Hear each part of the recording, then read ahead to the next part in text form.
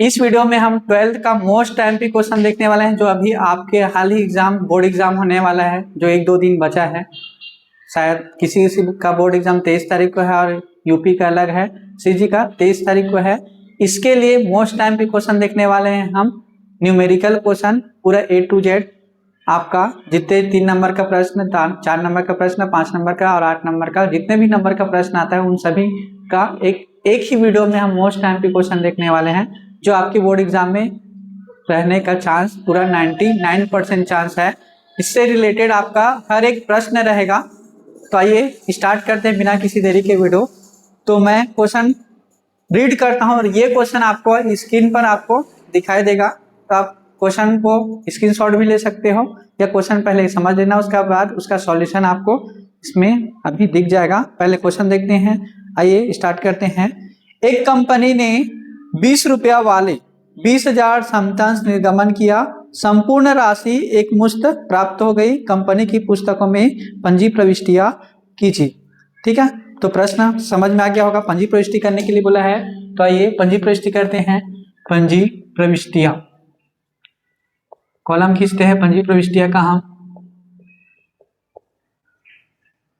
पहला इसका कॉलम आप लोग को तो पता होगा, तो मैं उतना अच्छा से कॉलम खींच नहीं रहा हूँ। दिनांक, विवरण, राशि, डेबिट राशि और क्रेडिट राशि आप लोग लिख लेना। मैं इसमें सिर्फ डेबिट अमाउंट और क्रेडिट अमाउंट लिख देता हूँ, आप लोग लिख लेना। दिनांक, विवरण, खाता पृष्ठ, डेबिट राशि, क्रेडिट राशि। पहला क्या बोला था, एक कंपनी ने 20 रुपया वाले 20,000 समतांश निर्गमन किया, संपूर्ण राशि प्राप्त हो गया बोला है। तो पहला एंट्री बनेगा प्राप्त का, बैंक खाता डेबिट, अंश आवेदन खाता से। अगर अंश का नाम दिया होगा तो अंश का नाम लिखोगे, तो समता अंश आवेदन खाता से। ठीक है, समता अंश आवेदन खाता से की जगह मैं 2 लगा दिया। ये हो गया आपका। नरेशन पूरा लिख लेना, मैं लिख देता हूँ शॉर्ट में प्राप्त का। ये किसका है, प्राप्त का। और दूसरा एंट्री बनेगा आपका दे का, तो जो क्रेडिट किए उसी को डेबिट करना है आपको। तो एंट्री क्या बनेगा, समता अंश आवेदन खाता डेबिट, समता अंश आवेदन खाता डेबिट, समता अंश पूंजी खाता से। ये आपका सेकंड एंट्री है। ठीक है, समता अंश पूंजी खाता से, तो से की जगह मैं 2 लगा देता हूँ। तो अब इसका नरेशन हो जाएगा दे। और किसी स्कूल में लिखा जाता है प्राप्य, तो आप प्राप्य भी लिख सकते हो। ये शॉर्ट मत लिखना, आप पूरा लिखना। क्या लिखोगे, समता अंश आवेदन की राशि प्राप्त होने पर, समता अंश आवेदन की राशि दे होने पर। अमाउंट कैसे लिखेंगे, तो अमाउंट कितना दिया था, अंश का गुना राशि के साथ। तो अंश कितना था, 20,000 अंश, राशि कितना था 20 रुपया। तो कितना हो जाएगा, 2 दूनी 4। ठीक है, और इसमें कितना शून्य है, 3 शून्य और 1 4 शून्य और 1 5 शून्य। तो 5 शून्य लगाएंगे तो कितना हो गया, 4 लाख डेबिट में और 4 लाख क्रेडिट में प्राप्त हुआ। दे भी 4 लाख के लिए हुआ था, तो डेबिट में और क्रेडिट में 4-4 लाख। ये बन गया आपका एक क्वेश्चन। ठीक है, अब आपका नेक्स्ट क्वेश्चन देखते हैं। इसी में 3 नंबर का ही प्रश्न है। ठीक है, क्वेश्चन आपको स्क्रीन पर दिखाई देगा, क्वेश्चन ध्यान से समझना। सुशांत लिमिटेड ने 100 रुपया वाले 4,000 6% ऋण पत्र 5% प्रीमियम पर निर्गमन किया, संपूर्ण राशि आवेदन के साथ दे थी। आवश्यक पंजी प्रविष्टियां कीजिए। तो आइए बिना किसी देरी के हम वीडियो का इसको सॉल्यूशन देखते हैं। तो पंजी प्रविष्टि करने के लिए बोला है, तो पंजी प्रविष्टियां का कॉलम यही होता है, दिनांक, विवरण, राशि, खाता पृष्ठ, डेबिट राशि और क्रेडिट राशि। पहला एंट्री बनेगा इसका, देखो क्या बनेगा पहला एंट्री। फर्स्ट किस इसका था, ऋण पत्र का था और 3 ही नंबर का था, तो इसमें भी वही एंट्री बनेगा, बैंक खाता डेबिट। अंश की जगह में आप ऋण पत्र लिखोगे, अंश की जगह में ऋण पत्र। तो ऋण पत्र के सामने परसेंट दिया, तो 6% ऋण पत्र आवेदन खाता से। तो से की जगह में हम 2 लिखेंगे। और ये किस चीज का था, प्राप्त का एंट्री था, तो प्राप्त का एक एंट्री बन गया। दूसरा एंट्री बनेगा, इसमें प्रीमियम भी था, तो प्रीमियम प्राप्त वाले में नहीं करते, दे वाले में करते हैं। तो आप जो क्रेडिट हुआ उसी को डेबिट करेंगे। 6% ऋण पत्र आवेदन खाता डेबिट। ठीक है, 6% ऋण पत्र आवेदन खाता डेबिट, 6% ऋण पत्र खाता से, 6% ऋण पत्र खाता से की जगह मैं 2 लगाता हूं। फिर 2 प्रीमियम खाता से, 2 प्रीमियम खाता से। ठीक, अमाउंट कैसे लिखेंगे देखो, तो सबसे पहले अंश का गुना राशि के साथ करते हैं।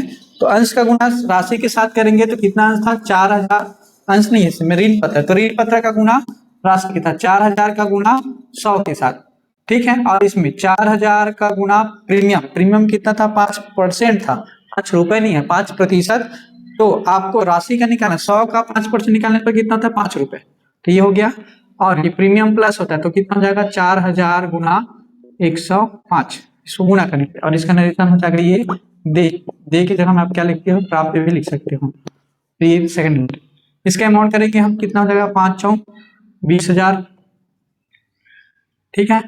फिर ये 4 लाख, तो ये कितना जाएगा, 4,20,000।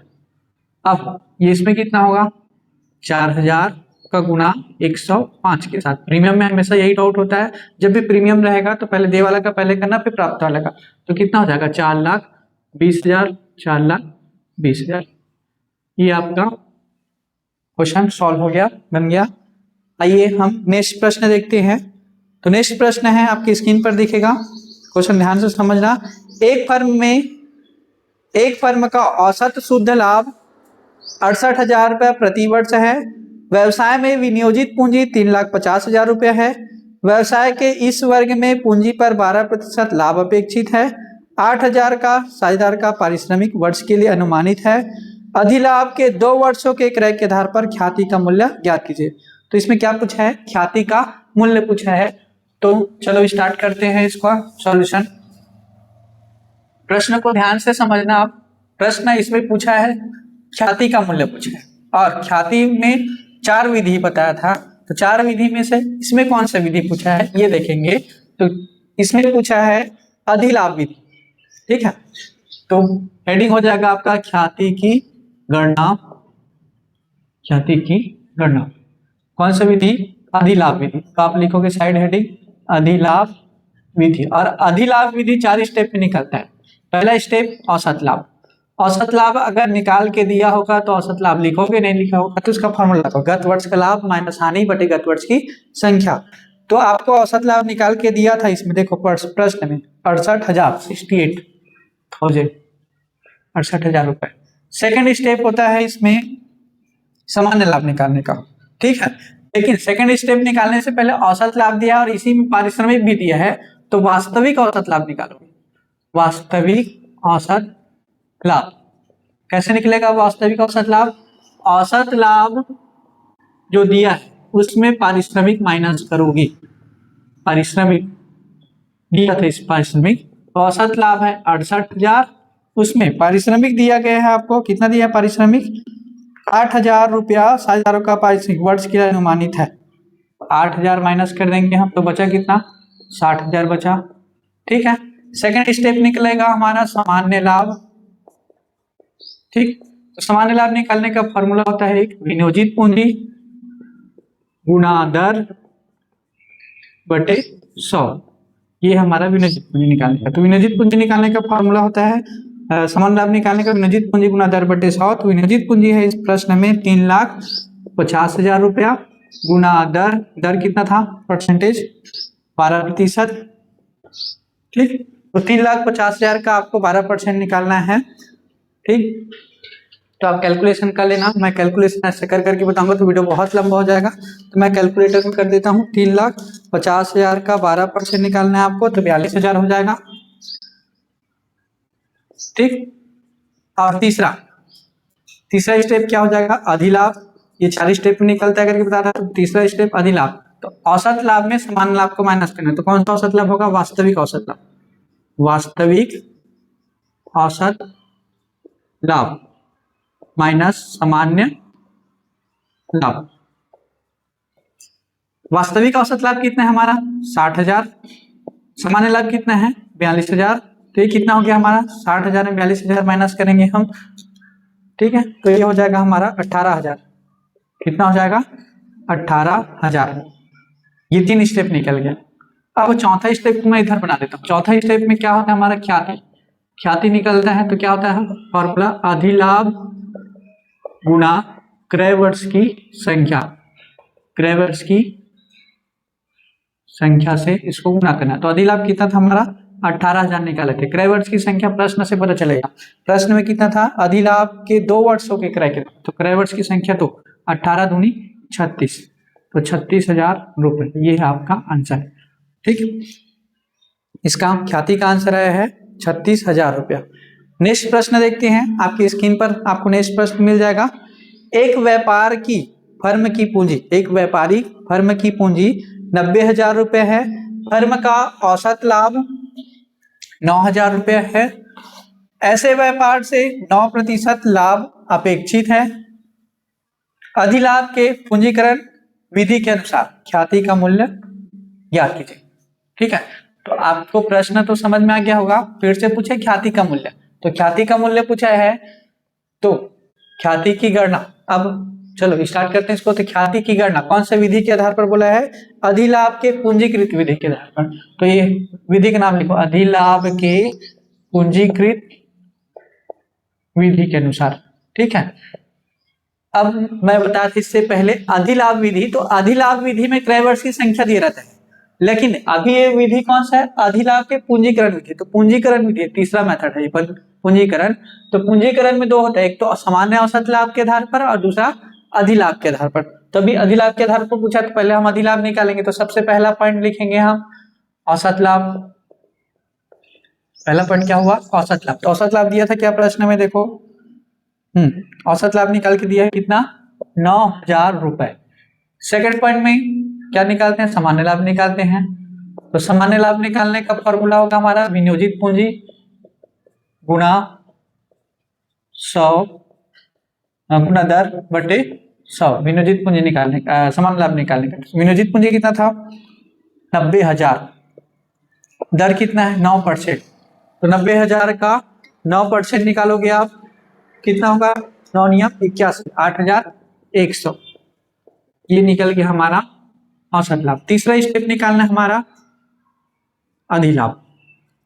तो अधिलाभ का फॉर्मूला भी और बताया था मैं, क्या होता है, औसत लाभ माइनस सामान्य लाभ। ये है हमारा अधिलाभ का फॉर्मूला। तो औसत लाभ है 9,000, सामान्य लाभ है 8,100। तो 9,000 में 8,100 माइनस करेंगे तो हमारा हो जाएगा 900। ठीक, कितना हुआ 900 रुपए। अब चौथा स्टेप में उसमें ख्याति निकला था, तो इसमें भी चौथा स्टेप में ख्याति निकलेगा। अधिलाभ विधि में 4 स्टेप में ही निकलता है। तो उसमें क्या था, अधिलाभ गुना क्रय वर्ष की संख्या, क्योंकि अधिलाभ था, लेकिन अभी अधिलाभ विधि नहीं, क्या है, अधिलाभ विधि की जगह में पूंजीकरण विधि है। तो ये हो जाएगा अधिलाभ, ठीक है, गुना 100 बटे दर, ये फॉर्मूला। क्रय वर्ष की संख्या इसमें नहीं दिया रहता है, और एग्जाम में यही कंफ्यूजन होता है, आप क्रय वर्ष की संख्या ढूंढना चालू कर देते हो। एक तो क्रय वर्ष की संख्या इसमें नहीं मिलेगा, क्योंकि पूंजीकरण विधि में क्रय वर्ष की संख्या नहीं दिया जाता है। तो अधिलाभ कितना आया था हमारा 900, ठीक है, और हमारा गुना 100 और दर कितना था 9%। तो कितना हो जाएगा, इसको गुना करेंगे तो 9 एकम 9, भाग देंगे तो 1 आएगा। ठीक है, 9 एकम 9 और कितना शून्य, 1 2 3 4, तो 4 शून्य, तो कितना है 10,000 रुपया इसका आंसर है, किसका, ख्याति का। ठीक है, आइए नेक्स्ट प्रश्न देखते हैं। तो आपकी स्क्रीन पर मिल जाएगा आपको नेक्स्ट प्रश्न। नेक्स्ट प्रश्न है ए बी सी 3 साझेदार थे, ए अनुपात बी अनुपात सी। एक फर्म में 2:2:1 के साझेदार है। ठीक है, एक फर्म में ए बी सी 3 साझेदार है, उसका अनुपात दिया 2:2:1। सी के अवकाश ग्रहण पर, ठीक है, इसमें कौन अवकाश ग्रहण कर रहा है, सी के अवकाश ग्रहण पर ए और बी ने उसका भाग 2:1 में क्रय कर लिया। तो नया अनुपात याद कीजिए। तो इसमें क्या पूछा है, नया अनुपात। चलो स्टार्ट करते हैं। नया अनुपात की गणना, ये हो गया पुराने साझेदार। पुराने साझेदार कौन कौन है, इसको लिखते हैं पुराने साझेदार ए बी और सी। अब इसका अनुपात दिया हमें 1:2:2:1। अवकाश ग्रहण किया, अवकाश ग्रहण, सी अवकाश ग्रहण करता है, ऐसे लिख सकते हैं, सी अवकाश ग्रहण करता है, ठीक। उसके बाद नया अनुपात, अवकाश ग्रहण करने के बाद अनुपात दिया है कितना, क्रय अनुपात दिया ना, ये क्रय अनुपात। क्रय अनुपात कितना था, ए और बी का, दो साझेदार अवकाश ग्रहण किया तो ए का अनुपात कितना था, बचा अब 2:1, ये क्रय अनुपात है। आपको क्या पूछा है, नया अनुपात पूछा है, तो नया अनुपात की गणना करेंगे, नया अनुपात की गणना, ठीक है, नए अनुपात की गणना करेंगे। किसका किसका नया अनुपात निकलेगा, ए का निकलेगा और बी का निकलेगा। चलो इसको स्टार्ट करते हैं। तो ये यहां तक प्रश्न हो गया था। ए का निकालेंगे तो ए का पुराना कितना था, ये क्रय की है ना, ये जो क्या बोला था, ए बी सी 3:2:1 के अनुपात में साझेदार है, पुराना था। और जो सी अवकाश ग्रहण करता है और अवकाश ग्रहण पर ए और बी ने इसका भाग 2:1 में क्रय कर लिया, तो ए था क्रय अनुपात 2:1।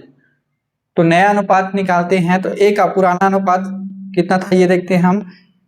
तो ए का पुराना था 2/5, ठीक है, और क्रय किया है, उसका हिस्सा कितना था सी के भाग का, तो सी का भाग कितना था 1/5 था।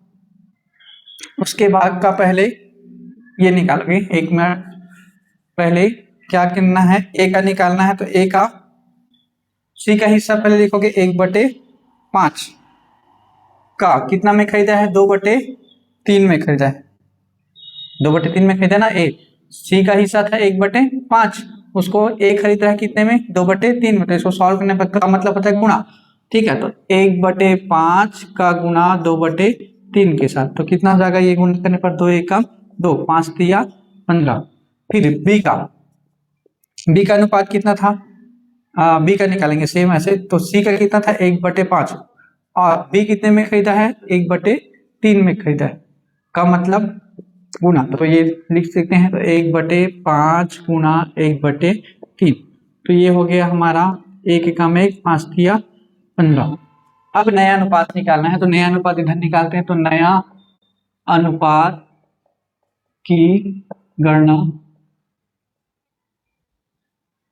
ठीक है, किसका किसका निकलेगा, ए का निकलेगा और बी का निकलेगा। ए का नया अनुपात, तो उसका पुराना कितना था, 2/5, 2/5। अब वो खरीद रहा है, एक कितने में खरीदा है, 2/15 में, तो खरीदेगा तो क्या होगा, प्लस होगा, तो 2/15। तो 5 और 15 का लघुत्तम निकालने पर 15 को 5 से भाग देते हैं, कितना का 3, 3 दूनी 6। 15 को 15 से भाग देने पर 1, तो 2 × 1 = 2, तो कितना हो गया, 6 और 2 8/15।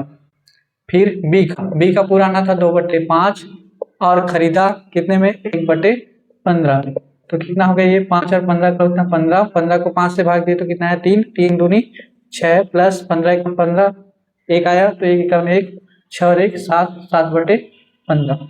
ये आपका नया अनुपात निकल गया। नया अनुपात कितना, 8:7, ठीक है, ये था नया अनुपात। चलो आइए नेक्स्ट प्रश्न देखते हैं, जो आपकी स्क्रीन पर मिल जाएगा। अ, ब और स 3 साझेदार हैं, अ, ब और स 4:3:2 के अनुपात में साझेदार हैं। ब फर्म से अवकाश ग्रहण करता है, ठीक है, 3 साझेदार था, अ, ब, स। ब फर्म से अवकाश ग्रहण करता है। इस तिथि को फर्म की पुस्तकों में 18,000 रुपये से ख्याति खाता प्रदर्शित है। ख्याति राशि को अपलेखन हेतु पंजी प्रविष्टियां लिखिए, ठीक है। तो ख्याति खाता को क्या करना है, आपको अपलेखन करना है, समाप्त करना है। तो क्या एंट्री बनेगा, पाने वाला व्यक्ति डेबिट होगा, तो अ डेबिट, ब डेबिट, स डेबिट, 3 साझेदार है। और इस तिथि को फर्म का कितना था, 18,000 रुपये ख्याति खाता प्रदर्शित है। ख्याति का अपलेखन हेतु पंजी पुष्टि करना है, तो ख्याति को क्रेडिट करना है। तो एक ही एंट्री बनेगा, अ डेबिट, ब डेबिट, स डेबिट, ख्याति खाता से ख्याति का अपलेखन। चलो स्टार्ट करते हैं इसको। आ का पूंजी खाता डेबिट, आ का पूंजी खाता डेबिट, ब का पूंजी खाता डेबिट, स का पूंजी खाता डेबिट और ख्याति खाता सी, ख्याति खाता से नरेशन हो जाएगा ख्याति का अपलेखन।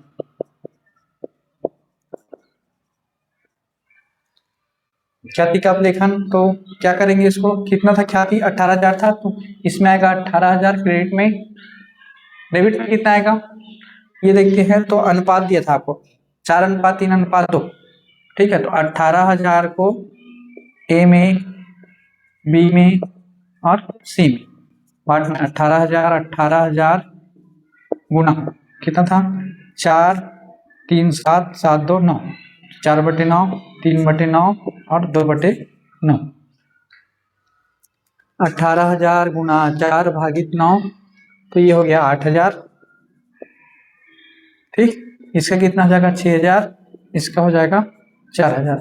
तो यहाँ लिखेंगे हम आके में 8,000, 6,000 और 4,000, ठीक।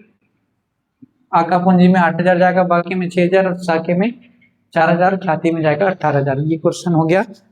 चलो नेक्स्ट प्रश्न देखते हैं। बड़ा क्वेश्चन है, यहाँ से बड़ा क्वेश्चन आना चालू हो गया 5 नंबर 6 नंबर का।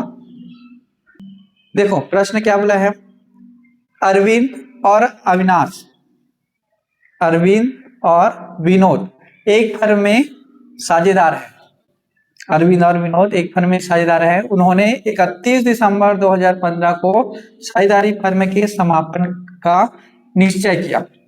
उनका आर्थिक स्थिति इस प्रकार है, ठीक है। आर्थिक स्थिति इस प्रकार है मतलब चिट्ठा दिया है। अब दायित्व राशि, संपत्ति राशि, तो दायित्व में दिया है लेनदार, सामान्य संचय, विनोद का ऋण पूंजी, अरविंद का और विनोद का। इधर संपत्ति में रोकड़ और विसंपत्तियां। समापन का निश्चय किया बोला है, और समापन पर कौन सा खाता बनता है, वसूली खाता। तो विविध संपत्ति से वसूल हुआ 20,600, बेचा गया, विविध संपत्ति को 20,600 में बेचा गया। तो बेचने से क्या होगा, पैसा आएगा। वसूली वह 600 रुपये, वसूली खाता बनाइए। तो वसूली खाता बनाने के लिए बोला है, चलो स्टार्ट करते हैं। क्या बनेगा, वसूली खाता। तो वसूली खाता में इसका कॉलम होता है विवरण राशि, विवरण राशि, ठीक। आप लोग लिख लेना, विवरण राशि मैंने लिखना हूं। सबसे पहले वसूली खाता में इधर ट्रांसफर किया जाता है, तो इसको लिखेंगे विविध दायित्व खाता को, नहीं इधर क्या लिखते हैं, संपत्ति, तिरछा ट्रांसफर होता है। तो क्या लिखेंगे इधर, विविध संपत्तियां खाता से, इधर आएगा विविध दायित्व खाता को, विविध दायित्व खाता को। संवेदन से पहले आपको चिट्ठा को ही ट्रांसफर करना है। तो चिट्ठा में किसको छोड़ के, रोकड़ और बैंक को छोड़ के ट्रांसफर होता है। तो रोकड़ और बैंक को छोड़ के ट्रांसफर करेंगे हम। तो क्या क्या है हमारा, देखते हैं। संपत्ति साइड रोकड़ है तो रोकड़ को छोड़ देंगे, तो एक ही है विविध संपत्तियां, विविध संपत्तियां। कितना है विविध संपत्तियां, 30,000, तो 30,000 ट्रांसफर। इधर दायित्व में 3 से 4 है, लेनदार है, सामान्य संचय है, विनोद का ऋण है और अरविंद और विनोद का पूंजी है। तो क्या होगा, केवल लेनदार होगा। लेनदार कितना है 3,000। उसके बाद लेनदार के बाद सामान्य संचय, सामान्य संचय को पूंजी खाता बनाते हैं, उसमें बांटेंगे विनोद का ऋण। तो साझेदार का ऋण को नहीं लिखना है, ऋण खाता अलग से बनता है। अगर किसी साझेदार की पत्नी का ऋण रहता तो यहाँ ट्रांसफर करते, तो अभी नहीं होगा ट्रांसफर, पूंजी खाता में। तो ये इतना हो गया। अब संपत्ति से नीचे देखते हैं संयोजन।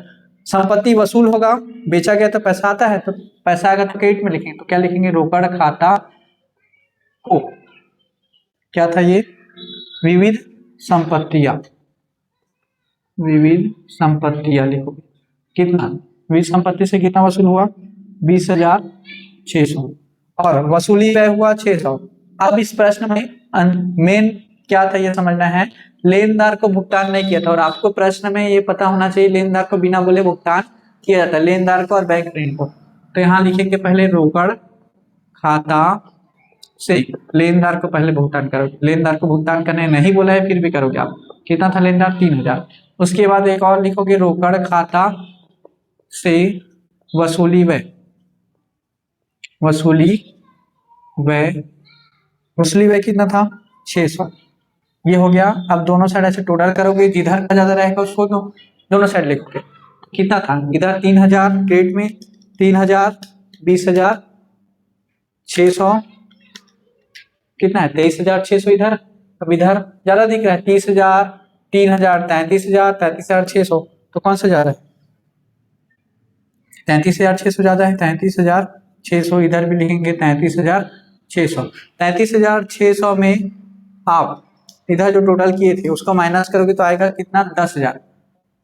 23,600 आया था ना, 10,000 आया, तो इस 10,000 को क्या करेंगे हम, साझेदार के पूंजी खाता करके बांट देंगे। साझेदार के पूंजी खाता को कौन कौन से साझेदार है इसमें, अरविंद और विनोद।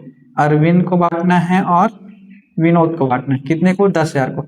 10,000 को बांटेंगे हम कौन से अनुपात में, तो एक फर्म में समान, एक फर्म में साझेदार है ऐसा बस बताया है, इसमें तो ऐसे कुछ बताया नहीं बांटने के लिए। तो आपको साझेदारी संलेख के नियम पता होना चाहिए। जब नहीं बताया था तो बराबर बांटते, तो बराबर बांटेंगे तो कितना हो जाएगा, 1/2 हो जाएगा, 2 साझेदार है तो कितना, 55,000। ये हो गया आपका एक प्रश्न, ठीक है। अब हम नेक्स्ट प्रश्न देखते हैं वसूली खाते का ही। तो वसूली खाता आपको समझ में आया होगा, तो वसूली खाता का ही जनरल प्रविष्टि भी आता है। तो आपका नेक्स्ट प्रश्न है पंजी प्रविष्टियां वसूली खाते का, जो आपके स्क्रीन पर दिख जाएगा। आइए स्टार्ट करते हैं। पहला, गैर अभिलेखित दायित्व का भुगतान। गैर अभिलेखित दायित्व का भुगतान, तो दायित्व का भुगतान करने पर किधर आता है, डेबिट में करते हैं। तो किधर क्या एंट्री बनाएंगे, वसूली खाता डेबिट, रोकड़ खाता से। साझेदार रोहित द्वारा 7,500 की स्टॉक को ले लेता है, संपत्ति है तो संपत्ति वसूल होता है, और साझेदार एक रोहित ले लिया तो किधर लिखेंगे, संपत्ति क्रेडिट में ही आता है वसूली खाता। तो किधर लिखेंगे हम, वसूली खाता के क्रेडिट में ही लिखो। तो वसूली खाता क्रेडिट होगा तो डेबिट क्या होगा, रोकड़ की जगह में अब जो व्यक्ति लिया है, तो रोहित का पूंजी खाता, डेबिट वसूली खाता से। वसूली पर लाभ की राशि 18,000 रुपया साझेदार आशीष और तरुण को 5:7 के अनुपात में विभाजित किया गया। तो अभी इससे पहले बनाया था उसमें हानि आता, क्रेडिट में आता। अब जो लाभ बोला है तो डेबिट में आएगा, तो वसूली खाता डेबिट होगा और क्रेडिट क्या होगा, जो साझेदार है आशीष के पूंजी खाता से और तरुण के पूंजी खाता से। फिर गैर अभिलिखित संपत्ति से 5,500 वसूली हुई, तो ये किधर आएगा, क्रेडिट में आएगा। तो क्या लिखना है, रोकड़ खाता डेबिट वसूली खाता से। ये आपका एंट्री हो गया। चलो आइए हम इसका एंट्री करके बता देते हैं। स्टार्ट करते हैं इसका। पहला एंट्री क्या बनेगा, कॉलम खींच लेना आप लोग जनरल एंट्री का, मैं कॉलम ना खींच के ऐसे ही बता रहा हूं। पहला एंट्री बनेगा आपका दायित्व का भुगतान करने पर। दायित्व का भुगतान करने पर वसूली खाता के डेबिट में लिखा जाता है, तो वसूली खाता डेबिट रोकड़ खाता से। नरेशन हो जाएगा आपका, दायित्व का भुगतान करने पर, दायित्व का भुगतान करने पर अमाउंट कितना लिखेंगे, जितना दिया है उतना। कॉलम खींच लेना, मैं कॉलम नहीं खींच रहा हूँ। 3,200, 3,200, क्योंकि आप लोग को जनरल एंट्री का कॉलम तो पता ही होगा। सेकंड एंट्री ये क्लोज करोगे, सेकंड एंट्री बनेगा आपका साझेदार रोहित द्वारा 7,500 के स्टॉक को ले लेता है। तो ले लेता है तो संपत्ति है, संपत्ति क्रेडिट में लिखा जाता है। तो रोकड़ खाता ना लिखे क्या लिखेंगे, रोहित लिखेंगे। तो रोहित का पूंजी खाता डेबिट, रोहित का पूंजी खाता डेबिट किधर लिखना था, वसूली खाता क्रेडिट में, तो वसूली खाता के क्रेडिट में। तो वसूली खाता से कितना, 7,500 डेबिट में, 7,500 क्रेडिट में। नरेशन क्या हो जाएगा, रोहित के द्वारा स्टॉक लेने पर, स्टॉक लेने पर। तीसरा एंट्री बनेगा आपका वसूली खाते का लाभ है, तो लाभ है तो किधर जाएगा, डेबिट में जाएगा। वसूली खाता का लाभ, तो वसूली खाता डेबिट किसके पूंजी खाता से, आशीष के पूंजी खाता से, आशीष के पूंजी खाता से, और किसके पूंजी खाता से, तरुण के पूंजी खाता से। ठीक है, ये था वसूली खाते का, क्या है, वसूली खाते का लाभ साझेदार में वितरित करने पर, मतलब बांटने पर, वितरित करने पर। ये अब अमाउंट कैसे लिखोगे, कितना था, 18,000 था। 18,000 वसूली खाता में लिखोगे, 18,000 को 5:7 में बांटना है। तो 18,000 गुना 5 भागित 12 कितना हो जाएगा 7,500। तो 5 किसका था आशीष का, तो आशीष की में आएगा 7,500 और उसके में जाएगा फिर से 18,000 का गुना 7/12 7/12 10,500, ये हो गया आपका 18,000। चौथा एंट्री बनेगा, चौथा में क्या बोला है, गैर अभिलेखी संपत्ति से 5,500 रुपये वसूल हुई। तो वसूल हो रहा है, तो वसूल होता है तो किधर लिखते हैं, क्रेडिट में लिखते हैं वसूली खाता के, तो वसूली खाता क्रेडिट करोगे तो रोकड़ खाता डेबिट वसूली खाता से, ठीक। तो कितना हो जाएगा अमाउंट 5,500 डेबिट में, 5,500 क्रेडिट में। नरेशन हो जाएगा आपका संपत्ति से वसूली, संपत्ति से वसूली। ये आपका 4 पॉइंट दिया था और चारों का एंट्री था, ठीक है। चलो नेक्स्ट प्रश्न देखते हैं।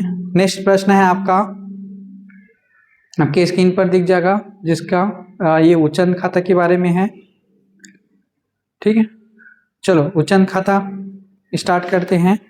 क्या बोला है, एक्स वाई और जेड 3 साझेदार हैं। कितने साझेदार, 3 साझेदार, जिनका लाभ विभाजन अनुपात 3:2:1 है। 31 दिसंबर को एक्स फर्म से अवकाश ग्रहण करता है, ठीक है। कौन अवकाश ग्रहण कर रहे हैं, एक्स अवकाश ग्रहण कर रहे हैं। फिर उसके हिस्से की राशि का निर्धारण 20,000 रुपये किया गया। यह निश्चय किया गया कि उसे प्रति वर्ष 3,000 रुपया वार्षिक वित्तीय पद्धति से भुगतान किया जाएगा।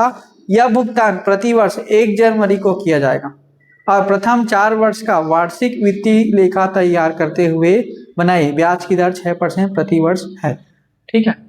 तो आपको बनाना है उच्चन खाता या वार्षिक वृत्ति लेखा, ऐसे बोला था ना, तो आप वो भी लिख सकते हो, वार्षिक वृत्ति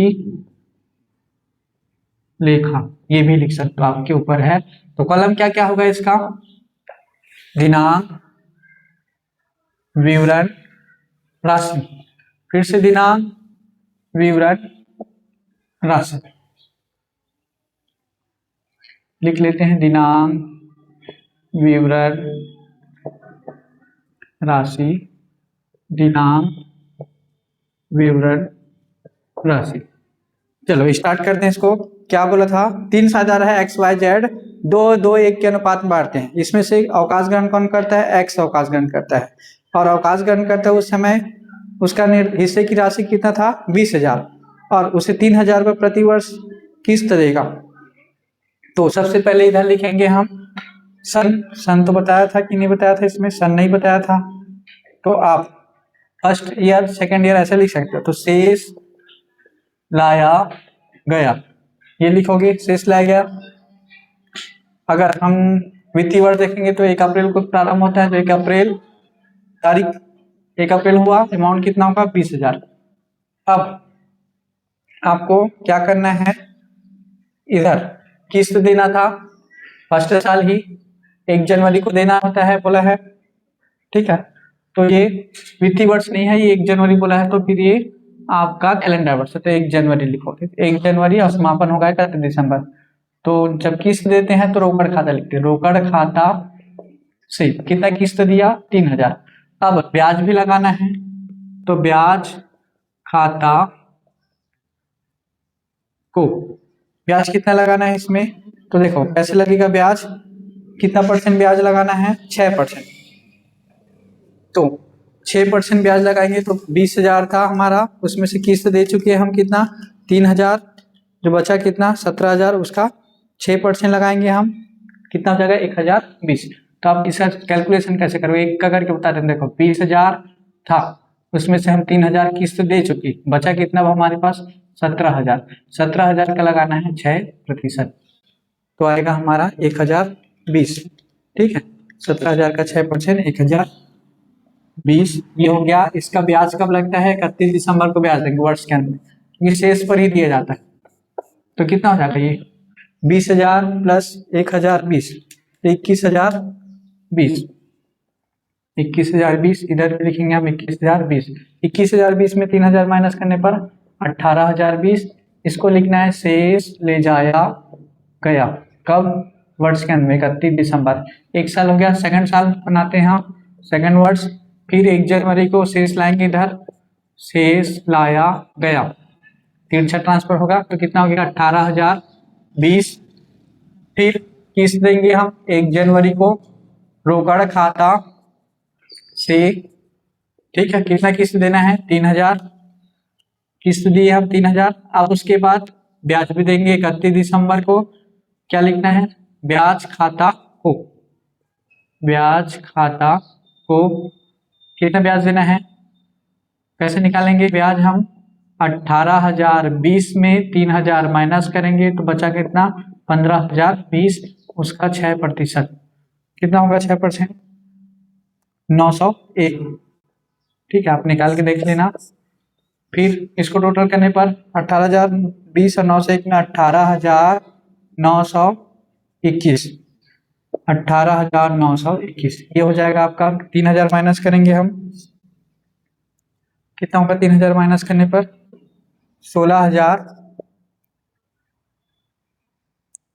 नहीं, 16 नहीं 15,000 होगा, 15,921। ये क्या कहलाएगा हमारा, शेष ले जाया गया कब, 31 दिसंबर को। अब उसके बाद थर्ड साल फिर शेष लाएंगे, शेष लाया गया कितना 15,921। फिर है इसका तारीख हो जाएगा 1 जनवरी। 1 जनवरी को फिर से हम किस्त देंगे रोकड़ खाता से, कितना किस्त देंगे 3,000। कब तक बनेगा ये, जब तक समाप्त नहीं हो जाता तब तक बनेगा। तो देखो 3,000 किस्त दिए, फिर से ब्याज देंगे हम 31 दिसंबर को, ब्याज खाता को, तो इसका कैसे निकलेगा 15,921 माइनस 3,000, बचा कितना 12,921 का कितना परसेंट, 6%, कितना होगा बात 775, 775। इसको सॉल्व करने पर कितना आएगा हमारा 16,696, 16,696, 16,696। इसमें 3,000 माइनस करने पर 13,696। ये हो गया हमारा शेष ले जाया गया, शेष ले जाया गया कब 31 दिसंबर को, ठीक। अब नेक्स्ट हो जाएगा हमारा फोर्थ ईयर। फोर्थ ईयर में फिर से वही लिखेंगे, 1 जनवरी को शेष लाया गया, 1 जनवरी शेष लाया गया, कितना शेष लाया गया 13,696। फिर किस्त देंगे हम तो क्या लिखेंगे, रोकड़ खाता से 1 जनवरी, ठीक है। ये चौथा वर्ष था। ब्याज लगाना है 31 दिसंबर को, ब्याज खाता को, ब्याज खाता को कितना हो जाएगा 3,000 यहाँ किस्त दे दिए हम। अब बचेगा कितना ब्याज 13,696 माइनस 3,000, बचा कितना 10,696। इसका 10 कितना परसेंट, 6%, कितना हो जाएगा 6% ब्याज निकालने पर 642, 642। फिर इसको सॉल्व करोगे कितना हो जाएगा, सॉल्व करने पर 14,338, 14,338। फिर माइनस करने पर 11,338। ये कहलाएगा शेष ले जाया गया, ठीक, कब 31 दिसंबर को। अब आपको क्या बोला था ये समझेंगे हम। प्रश्न में कब तक बनाने बोला था, 4 वर्ष तक बोला था ना। तो हमारा कितने वर्ष हो गए, 4 वर्ष हो गया। देखो 1 साल 2 साल 3, यहाँ पास तीसरा वर्ष था और ये चौथा वर्ष, 4 वर्ष बन गया। और आगे बनाने की जरूरत नहीं है क्योंकि आपको 4 वर्ष तक ही बनाने बोला था। इसमें आपका next video, next question next video में मिलेगा क्योंकि ये वीडियो बहुत लंबा हो जाएगा। तो आपका नेक्स्ट क्वेश्चन जो 5 नंबर 6 नंबर और 8 नंबर का है वो नेक्स्ट वीडियो में आपको मिल जाएगा। वीडियो अच्छा लगा हो तो वीडियो को में कमेंट कीजिए, वीडियो को लाइक कीजिए और चैनल को सब्सक्राइब कीजिए।